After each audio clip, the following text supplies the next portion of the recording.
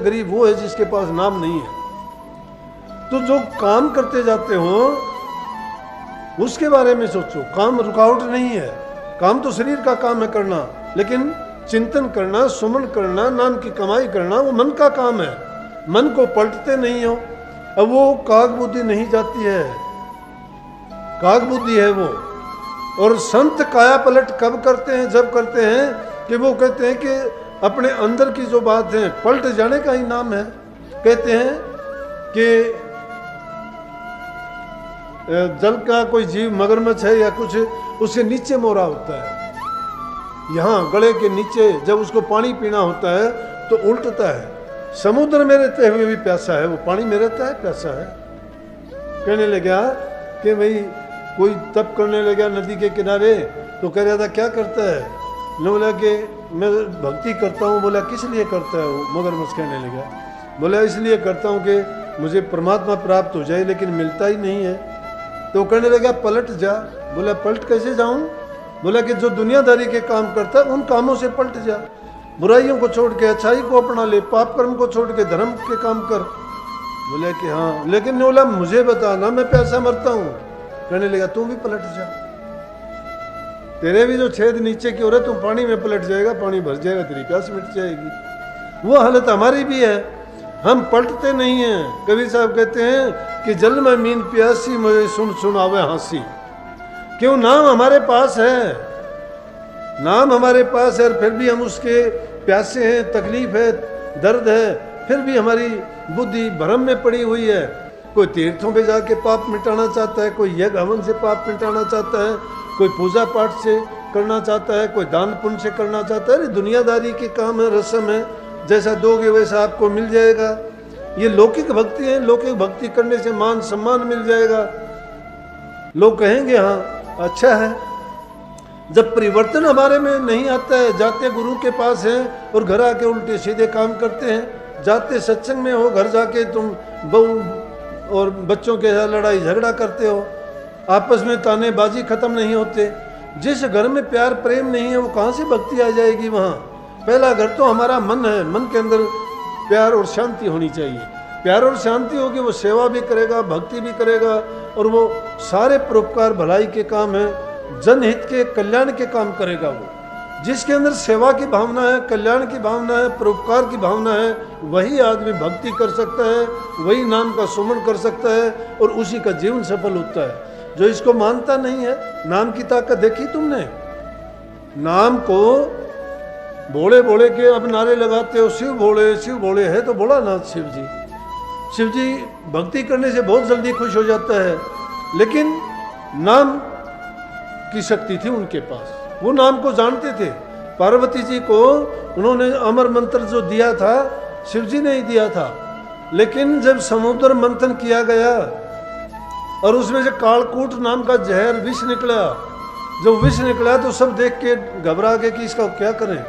उस विष को अगर कहीं डाल देते तो उसको कोई भी चीज़ अगर खाती या जमीन में पड़ता तो जमीन को बर्बाद कर देती, क्योंकि कोई चीज़ उगती वो जहर उगती, कोई भी उसको खाता वो मर जाता। इसलिए देवताओं को बड़ी चिंता हुई कि क्या करें इसका, कि ये तो बहुत बुरी चीज़ होगी। शिवजी ने जिनके पास नाम की कमाई थी, नाम की दौलत थी, उन्होंने कह दिया कि ला मुझे दो, और उन्होंने लेके उसको पी लिया और अपने कंठ में रोक लिया। कंठ में रोक लिया, नाम की ताकत से उसको पता ही नहीं लगा क्या था, उसको छूने मात्र से जीव की मृत्यु हो जाती, लेकिन शिव जी ने अपने कंठ में रोक लिया। नीलकंठ का नाम पड़ गया उसी टाइम से, नीला पड़ गया कंठ उनका, लेकिन उनको ओट लिया। मीराबाई को जहर दिया गया, उसने नाम को जाना था, उसने नाम की कमाई की थी। कितनी बार पिटारी में रोक के सांप दिया गया, सोने का हार बन गया। किस चीज ने बढ़ा दिया? नाम में। नाम ने कैसे बढ़ा दिया कि उसके मन के अंदर नाम में वो ताकत है जो कुछ का कुछ बदल देती है। वो तो पापियों को भी पार लगा देती है, दुष्टों को भी। ऐसे ऐसे डाकुओं को, ठगों को, लुटेरों को भी नाम की जिन्होंने ओट ली और बाद में जो से वो इस संसार सागर से पार हुए, बल्कि बहुत बड़े संत कहलाए। वो किस चीज के कारण? कि नाम के अंदर वो ताकत है। मीराबाई को जहर दिया गया, उसके भाई ने जहर दिया, डाल के दिया। उसकी माँ रोती है, उसको पता है जहर है, अपनी माँ बेटी को कोई जहर नहीं देता, माँ देखती है। और जहर देने के बाद उसकी माँ कहती है कि बेटी तेरा अंत टाइम आ गया, मैंने जुल्म कर दिया। लेकिन मीना कहती है उसको क्या कह के दिया कि अमृत है, ये दीवानी है वो नाम की, रंगी हुई है नाम में। कृष्ण जी को गुरु मानती है, बाद में रविदास जी को गुरु माना, लेकिन नाम की कमाई के कारण जहर ने इतना असर नहीं किया।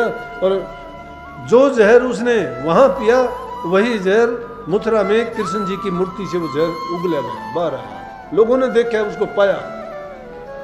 ऐसी ऐसी चीजें बहुत है नाम की। नाम को अब कौन जानता है? नाम को अगर हम समझ जाएं, संतों ने वो नाम दिया है आपको, वो नाम ऐसे नहीं मिलता। उस नाम को प्राप्त करने के लिए जिन लोगों ने उस नाम को लेके आए थे उनसे पूछ के देखो को कितनी कठिनाई से उनको हासिल हुआ था। जब आदमी अपनी पूरी जिंदगी को दाव पर लगा देता है, सब कुछ अपना अर्पण करने के बाद वो नाम मिलता है, तन मन धन सब कुछ दिया जाता है। लेकिन हमें तो वो नाम सहज में मिला है। जो चीज़ सहज में आसानी से मिल जाती है उसकी कीमत और कदर हम नहीं करते हैं। अगर नाम की कीमत और कदर जानना चाहो, विभीषण था, सब दुष्टों के राक्षसों के बीच में रहता था, पूरी लंका राक्षसों की भरी हुई थी, उस टाइम उससे बड़े राक्षस कहीं नहीं थे। और हनुमान जी जब जाते हैं, जब लंकापुरी को आग लगाते हैं तो सब पूरी लंका धाए धाए करके जलती है। एक राम भगत नाम की भक्ति करने वाला विभीषण का घर अकेले का बचता है। किस चीज ने बचा दिया? अरे प्रभु की नाम की जो ओट ले लेता है उसको फिर दुख तकलीफ होता है और वो दुख तकलीफ की शिकायत करता है, कितनी बुरी बात है। वो कमी किसकी? हमारी कमी है। वो कमी क्यों है कि हम नाम को नहीं जाने।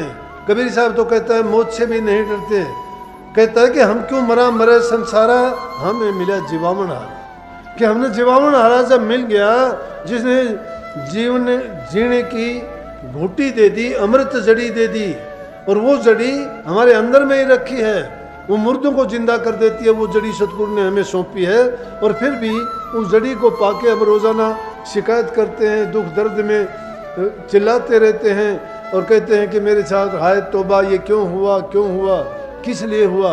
इसका मतलब हमने मौज को, रमज को नहीं समझा है, हमने अपने कर्म की गति को नहीं पहचाना है, हमने संतों के उपदेश को अपने मन और हृदय में नहीं उतारा है। हमने तो सिर्फ अपने शरीर और काया के सुख के लिए इधर उधर भटकते हैं, जहाँ हमें ये नहीं मिलता। संतों के दरबार में कितने लोग जाते हैं, कितने लोग जाते हैं, उनकी चाहत क्या होती है? किसी को नौकरी मिले, किसी का शरीर तंदुरुस्त हो जाए, किसी का घर मकान बन जाए, किसी की शादी हो जाए, ये दुनिया की चाह है। लेकिन इन चाह कर लेके ये क्यों सोचते हो कि ये कोई बड़ी चीज़ है?